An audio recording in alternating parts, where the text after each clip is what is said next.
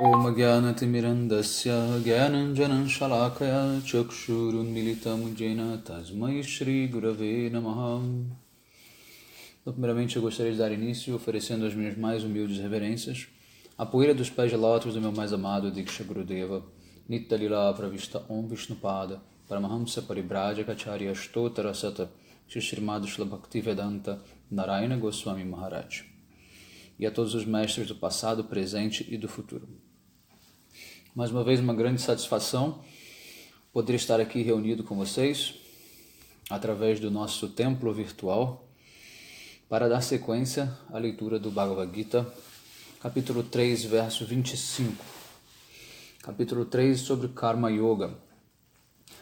Então, só para recapitular, nas últimas duas aulas, mais ou menos, Krishna ele começou a dar explicações para Arjuna sobre a natureza daquela pessoa que tem a mente equilibrada, tem a mente fixa e que executa as suas atividades devocionais, as suas atividades prescritas, né, o seu dharma social, especialmente aqui ao que ele se refere, do Varnashram Dharma, de maneira desapegada aos resultados dessa ação.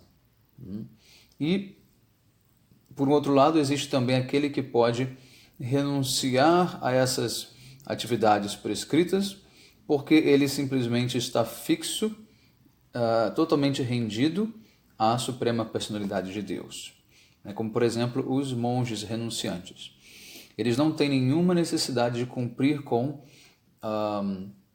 nenhum tipo de dever prescrito para a sociedade, porque ele simplesmente já tem a sua vida inteira rendida a serviço de Deus. Então, qualquer atividade auspiciosa, qualquer ritual auspicioso que seja necessário fazer, o renunciante, o sannyasi, ele não tem a obrigação de fazer. Ele pode fazer, mas ele não tem a obrigação de fazer, porque ele já cumpriu com o principal sacrifício. Qual é esse sacrifício? Oferecer a si mesmo, oferecer a sua vida inteira a serviço de Deus. Então, aquele que faz isso já agradou a Deus com todos os requisitos necessários, né, para uma vida espiritual bem-sucedida. E, ao mesmo tempo, a sua postura diante da sociedade, ela só vem a favorecer. Ela não causa nenhum tipo de transtorno ou distúrbio. Correto? Então, por isso, ele está numa posição privilegiada, porque ele já não precisa mais se furtar a sua própria necessidade de cumprir com certas funções, né, mesmo quando ele deseja, né, cumprir com essas funções. Ou seja, para ele é uma questão de opção. Ele pode seguir tanto quanto não pode seguir. Porém, Arjuna não é um renunciado, Arjuna não é um sannyasi. Tá? Então, como eu expliquei no começo da leitura do Gita, a mensagem principal que Krishna quer passar para Arjuna é: renda-se a mim. Render-se a mim significa o quê? Significa tornar-se uma pessoa renunciada ao mundo. Você não pode se tornar totalmente rendido a Deus e, ao mesmo tempo, apegado a coisas mundanas. As duas coisas são incompatíveis. Krishna quer a sua devoção exclusiva, lembre-se sempre disso. Ananyas chintaya tomam. Krishna quer que você seja unidirecionado a Ele. Isso significa que você deve ser apenas apegado a Ele e não a mais nada neste mundo. Essa é a meta de Bhakti Yoga. Bom, verso 25. Krishna está dizendo: ó descendente de Bharata, pessoas ignorantes executam os seus deveres com apego, mas aquele que é sábio sabe que ele também deve cumprir os seus deveres, porém sem apego algum. E assim ele consegue instruir a todas as pessoas da sociedade. Então aqui tem mais um exemplo de uma possibilidade na ação, que é cumprir o dever, porém desapegado. E assim ele instrui os demais. Então é isso que Krishna quer que Arjuna faça. Ele quer que Arjuna cumpra o seu dever, porém sem ter apego a ele. Ou seja, você está no Dharma de Kshatriya, está no ashram de Kshatriya, de ser um guerreiro. Tudo bem, cumpra isso, mas não se apegue, não pense que você é um Kshatriya. Da mesma forma, você está no ashram de Vaishya, de comerciante, produtor, ou de Brahmana, de sacerdote, ou de Shudra, trabalhador braçal. Tudo bem, cumpra com aquilo, mas não se identifique, porque você na verdade não é esse corpo. A primeira mensagem que Krishna passa no Sankhya Yoga é: você não é esse corpo. Então você não é um Brahmana, você não é um Kshatriya, você não é um Vaishya, você não é um Shudra. Você não é um Brahmachari, você não é um Sannyasi, você não é um Grihasta, você não é um Vanaprashta. Quem você é, Mahaprabhu explica: você é o servo do servo de Krishna.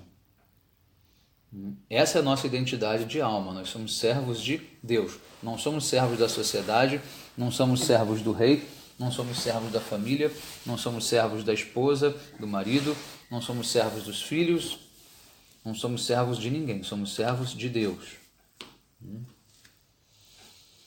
E todo o sofrimento que advém desse apego que as pessoas têm é, na verdade, sabe o quê?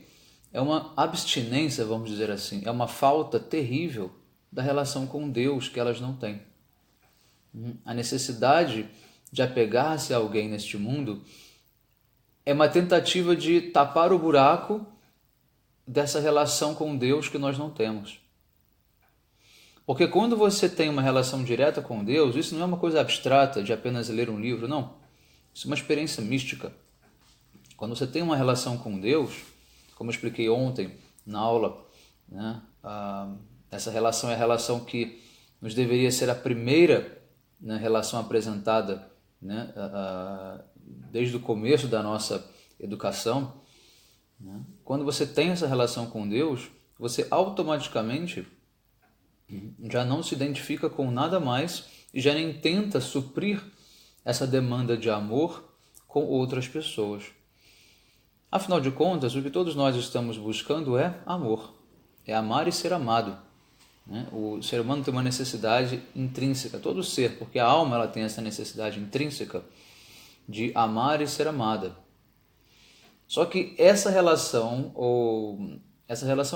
satisfação apenas virá quando houver uma relação com Deus, porque Deus é o único ser capaz de suprir, né, o amor que nós ansiamos. Deus é o único capaz de nos satisfazer em todos os aspectos espirituais, claro. Então, procurem desenvolver um relacionamento com Deus. Primeiro comecem conhecendo quem é Deus. Seria impossível você se relacionar com alguém que você não conhece. Hoje em dia, pela internet, as pessoas elas têm sites de bate-papo, de conversa. A primeira coisa que você precisa fazer para você entrar no site desse, você precisa preencher, né, o seu perfil. Você precisa dizer quem é você. Porque as pessoas vão ler o seu perfil, elas vão se identificar com você e automaticamente elas vão procurar desenvolver uma relação com aquelas que têm uma empatia maior. Mas se por acaso alguém entra lá e coloca perfil anônimo, não tem nome, não tem foto, não tem precedentes, não tem idade, não tem parentesco, não tem nascimento, quem vai querer se relacionar com aquela pessoa? Ninguém. Falar, essa pessoa não existe. Não, mas ela está aqui. Ela já foi listada, ela deu entrada aqui no site, ela existe, mas ela não se revelou. Então, ainda assim, por mais que contem ela como um número ali presente naqueles perfis, ainda assim ninguém se interessará por manter uma relação com ela. Da mesma forma, é Deus. A sociedade conta Deus como alguém que exista, mas de fato ela não tem os dados, né, daquela personalidade divina. Então, portanto, ninguém se interessa em se relacionar com Deus. Mas vejam só você a beleza e a poesia, né, da literatura védica, quando ela revela Deus para nós nos seus pormenores. Está ali o perfil, Krishna. Tem essas características físicas, tem essa aparência, tem esse nascimento, né, quando ele nasce aqui no mundo, claro que Deus é não nascido, mas quando ele vem até o mundo material, ele tem esse pai, essa mãe, ele aparece em Vrindavana, ele tem essas características, ele gosta disso, ele gosta daquilo, ele tem os seus amigos, as suas amigas, ele tem todo o seu legado, né? Aí você pode conhecer Deus. Então qualquer religião que se furte, né, ao dever de mostrar Deus, não cumpre o seu papel de religião. Isso é algo básico. Vejam vocês, quando nós saímos do alto escalão da filosofia, né, e descemos para a realidade da relação, né, tudo se torna pessoal, né? Tudo deixa de ser abstrato e metafísico e se torna pessoal. Ou seja, Deus tem que entrar no nível pessoal conosco, Deus tem que ser identificado por nós através dos nossos sentidos, através dos nossos sensores cognitivos, para que possa haver uma aceitação, uma empatia, né? Não é à toa que o nome Krishna significa o todo atrativo reservatório de prazer. Ou seja, é aquele que é capaz de atrair o mundo inteiro para si e de satisfazer o mundo inteiro com esse prazer transcendental, a Ananda, a bem-aventurança. E quem é a personificação do amor de Deus, da bem-aventurança de Deus? Essa é Radha, a sua eterna consorte. De acordo com a filosofia védica, né, sempre existe um casal. Então, quando nós falamos Deus, nós nos referimos a Krishna, na verdade, é apenas vamos dizer assim, é quase que um erro, porque a gente deve sempre se referir a Radha e Krishna, ao casal divino. Tá? No caso aqui, Krishna está falando para nós, então nós temos uma relação direta com ele, mas ele tem a sua potência, ele tem a sua Shakti, ele tem a sua, não é nem a sua metade, é quase o todo dele, porque Radha é a personificação da potência de Krishna. Então, sem a potência, Krishna não é nada. Então, não é que é uma metade do outro, não. Radha é 99% de Krishna, Krishna é só 1%. É por isso que nós, na nossa linha da Gaudiya Vaishnava, nós temos uma adoração ao casal divino Radha e Krishna, porém com preferência à adoração da Shakti, de Radha. Então nós temos como principal, vamos dizer, fonte de inspiração a potência feminina, o aspecto feminino de Deus, né, que é a Shakti, que é de onde vem todas as qualidades que Krishna possui, vem das suas potências. Certa vez, um devoto perguntou para Srila Gurudeva que se Radha é a personificação de todas as potências de Krishna, né, mas Krishna ainda assim tem o desejo, né, de realizar coisas, né, de utilizar essas potências. Então, Krishna tem o desejo como sendo algo dele. E Gurudeva disse, não, o desejo também é uma Shakti, chamada de Icha Shakti. O desejar também é uma potência de Krishna. Então, Gurudeva disse, sem Radha, Krishna é simplesmente o Brahman, o aspecto impessoal, a luz, a efulgência, né? Ele é apenas uma presença de energia, mas ele não tem qualquer característica. As características que definem Krishna como tal estão todas concentradas na personalidade chamada Radha. Correto? Então vamos dar sequência. Verso 26. A pessoa que foi instruída no caminho do avanço espiritual através do conhecimento, né, não deve, como se diz, tentar iludir a inteligência das pessoas ignorantes, né, as instruindo para abandonar todos os seus deveres prescritos e se ocupar apenas em jnana. Ao contrário, através da ação correta, né, dos deveres, de maneira desapegada, então aí sim você deve instruir essas pessoas de maneira a cumprirem com seus deveres prescritos, tá? Mas de maneira desapegada, tá? Então, é o conselho que Krishna dá para Arjuna ou para as pessoas de modo geral, né? Então aqui, Gurudeva, Srila Vishwanath Chakravarti Thakur, ele cita um verso do Bhagavatam para corroborar com essa frase de Krishna. Bhagavatam 6.9.50 diz: um bom médico não prescreve uma dieta que seja indigesta para o paciente, mesmo que o paciente deseje isto. Da mesma forma, a pessoa que conhece, né, aquilo que é benéfico para todas as pessoas em geral, aquilo que é para o bem da humanidade em geral, não instrui pessoas ignorantes a se ocuparem apenas nas suas atividades prescritas, né, sem desapego.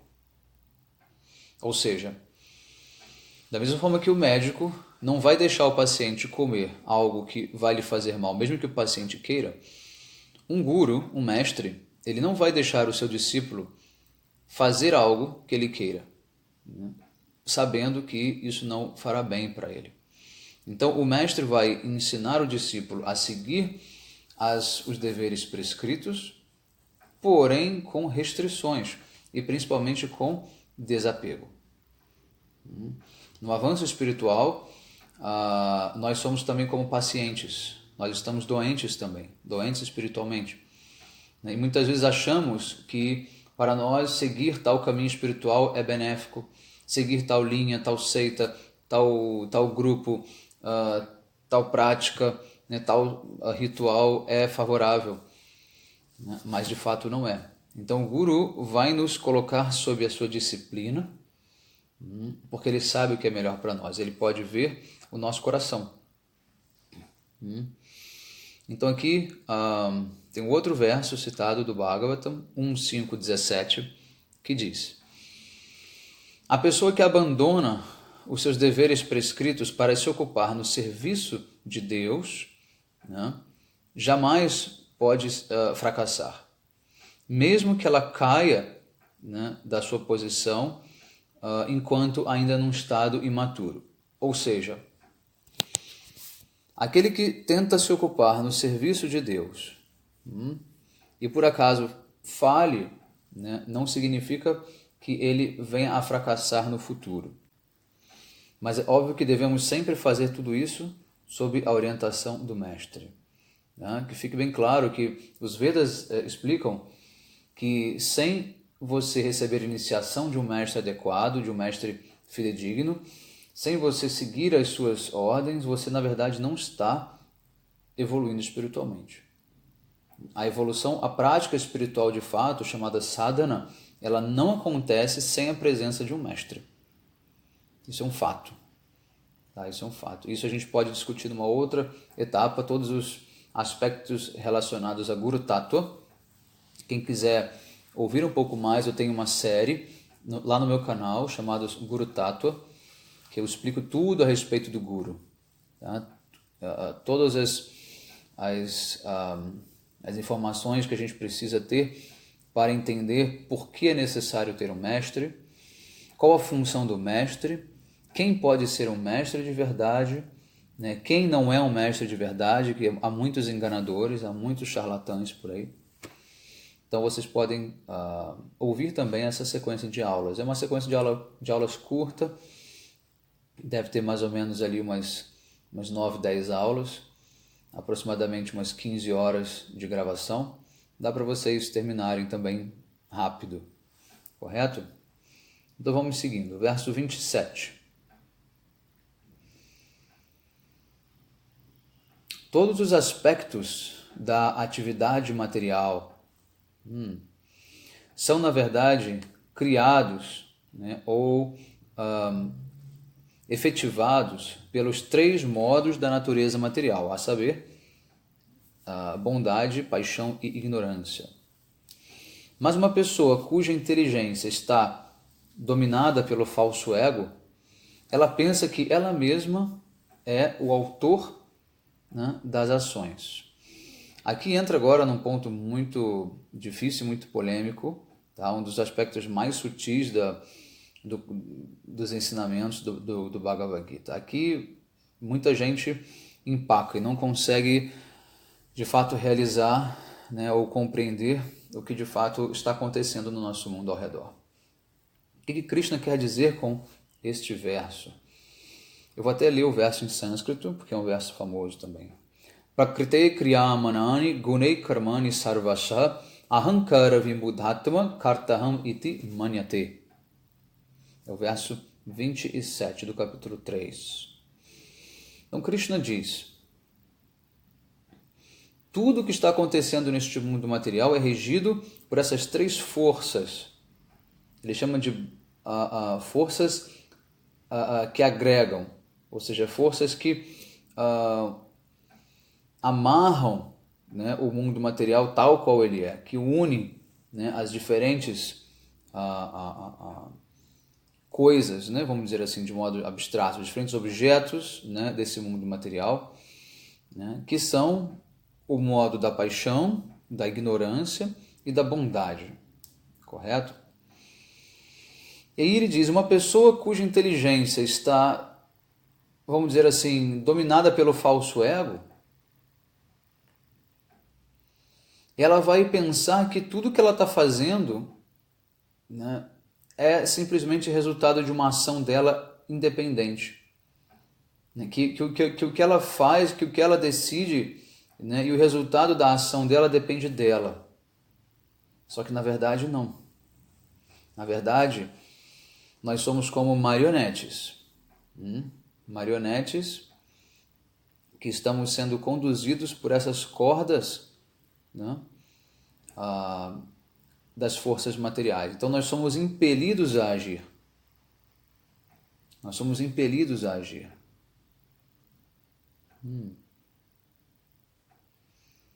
Nós somos forçados a agir por essas forças materiais. Então nós não temos como optar, na verdade, por não agir. Pelo menos as pessoas que estão, na verdade, condicionadas.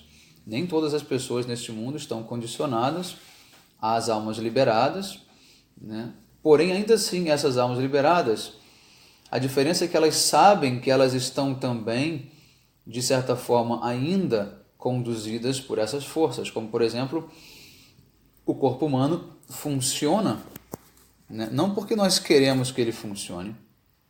Você não respira porque você quer respirar. Você, de vez em quando, nota que você está respirando, mas você respira porque o seu corpo faz isso naturalmente. A sua digestão ocorre naturalmente. Você não precisa planejar e nem pensar sobre a sua digestão. O seu corpo faz isso por você. Correto? Então são forças naturais que estão agindo. E a gente pode expandir isso para todos os aspectos da vida, dos pensamentos, dos sentimentos. São coisas que brotam de acordo com o nosso karma, que vem de ações passadas e que agora devem ocorrer e, portanto, você não tem como escapar. Ou seja, essas forças da natureza vão fazer com que você viva sob aquela influência e que você reaja de maneira X ou Y. E você não tem como evitar isso. Então, claro que você tem pessoas em níveis diferentes de condicionamento. Tem pessoas que estão completamente condicionadas, pessoas que estão meio condicionadas, e assim você vai, né, de 1% em diante, fazendo toda uma escala, né, evolutiva em relação a isso. Até você chegar nas que são mais, né, evoluídas e que já não tem nenhum tipo de condicionamento, tá? E simplesmente estão aguardando o momento do karma terminar, para que elas desencarnem. Tá? No caso de um devoto de Krishna, por exemplo, ele já é uma alma liberada. Quando ele chega num certo ponto, né, que ele alcança a liberação, mukti, ele já não precisa mais nascer nesse mundo. Tá? Quando você alcança a liberação, você não nasce mais, seus nascimentos estão terminados e você vai para Vaikunta, você vai para o Brahmajyoti, quem sabe. Só que o devoto de Krishna, ele não quer chegar em Vaikunta, ele quer chegar em Goloka Vrindavana. Só que para chegar em Goloka Vrindavana não basta apenas receber mukti. É preciso que você desenvolva bhakti. Ou seja, por mais que mukti tenha acontecido, bhakti ainda não aconteceu. Então você precisa voltar para a Terra para continuar o seu sadhana, a sua prática espiritual. E como você pode voltar para a Terra se você já não tem mais karma? Então Krishna, ele nesse momento ele vai emprestar, né, vamos dizer assim, um pacote de karma para você, para te forçar a ter que nascer neste mundo de novo. Só que esse karma é um karma totalmente positivo. É um karma que vai simplesmente facilitar a sua prática espiritual. Ou seja, você vai receber um karma de nascer numa família boa, numa família favorável. O seu karma vai incluir que você tenha características físicas favoráveis, características da sua personalidade, né, da sua inteligência. Você vai nascer num local favorável para a sua prática espiritual. Então, todo esse karma favorável, né, ele vai fazer com que você nasça de novo, mas ele não vai te perturbar. Ele não vai trazer nada de ruim para você. E você vai simplesmente dar sequência ao seu treinamento espiritual, porque para alcançar Goloka Vrindavana é necessário ter todo um treinamento, porque a relação com Krishna é uma relação muito complexa. Não é como Narayana em Vaikuntha. Em Vaikuntha, Narayana, ele simplesmente aceita pequenos serviços, né, dos seus servos, dos seus associados eternos.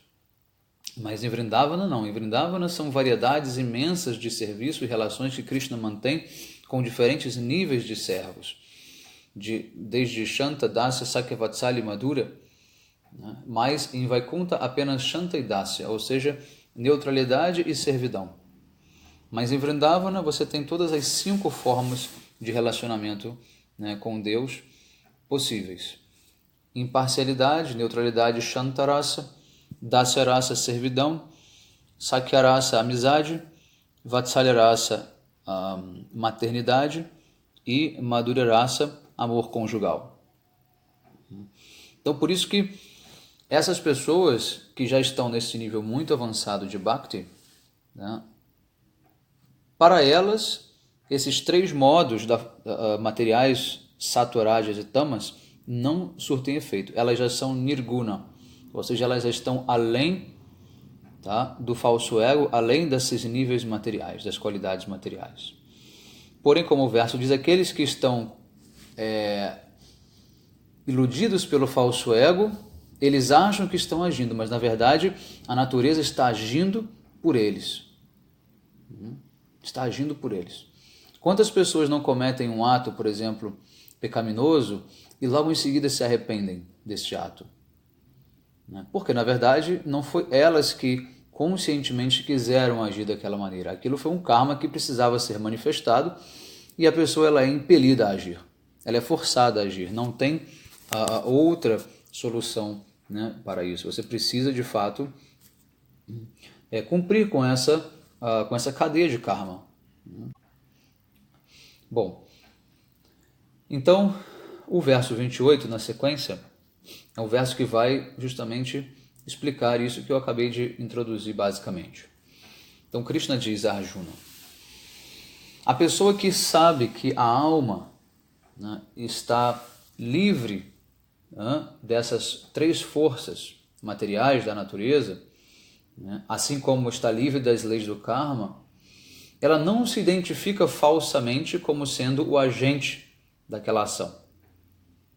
Isso porque ela compreendeu que os sentidos estão sempre ocupados com os seus respectivos objetos.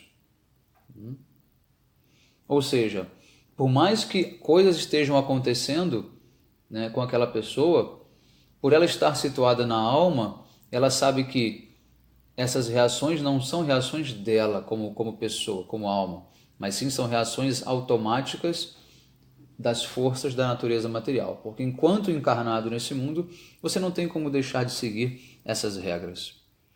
Correto? Então, é um estágio de, vamos dizer assim, transição, né, para o processo da liberação final. Correto? Verso 29. Aqueles que estão iludidos por essas 3 forças da natureza material se apegam aos objetos dos sentidos. Aqueles cujo conhecimento é completo, né, ou está completo, né, não se deixam iludir, né, por essas pessoas menos inteligentes, cujo conhecimento está incompleto. Ok?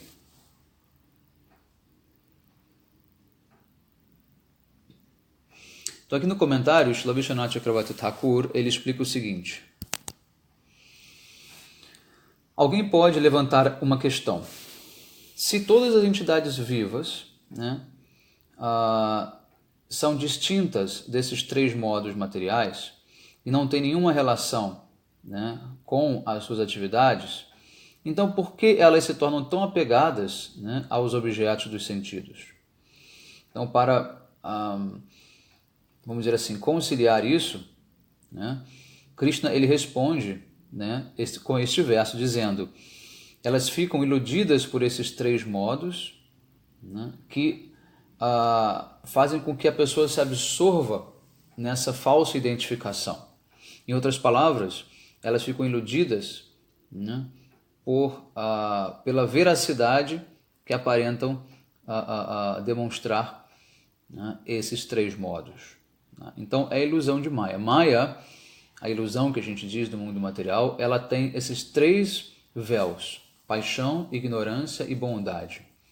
Mesmo bondade, aqui no caso, que a gente chama de sattva, né, que é um pouco melhor, ainda assim faz parte da ilusão. Ainda assim faz parte da ilusão.